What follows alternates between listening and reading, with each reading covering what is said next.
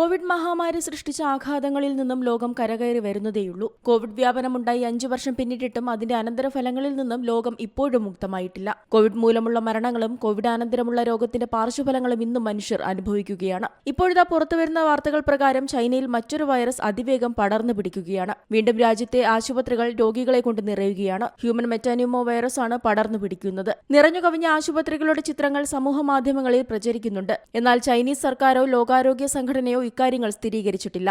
കുട്ടികളിലാണ് HMPV കേസുകൾ കൂടുതലായി പടരുന്നതെന്നാണ് റിപ്പോർട്ടുകൾ പറയുന്നത്. ചൈനയുടെ വടക്കൻ പ്രവിശ്യയിലാണ് കൂടുതൽ കേസുകൾ റിപ്പോർട്ട് ചെയ്തിരിക്കുന്നത്. ഒപ്പം വൈറസ് ബാധിച്ച് നിരവധി മരണങ്ങൾ സംഭവിച്ചതായും അന്താരാഷ്ട്ര മാധ്യമങ്ങൾ റിപ്പോർട്ട് ചെയ്യുന്നു. ശ്വാസകോശ അണുബാധയ്ക്ക് കാരണമാകുന്നതാണ് ഈ ഹ്യൂമൻ മെറ്റാന്യൂമോ വൈറസ്. ന്യൂമോവിരിഡെ ഗണത്തിൽപ്പെട്ട ഈ വൈറസിനെ 2001 ആദ്യമായി തിരിച്ചറിഞ്ഞത്.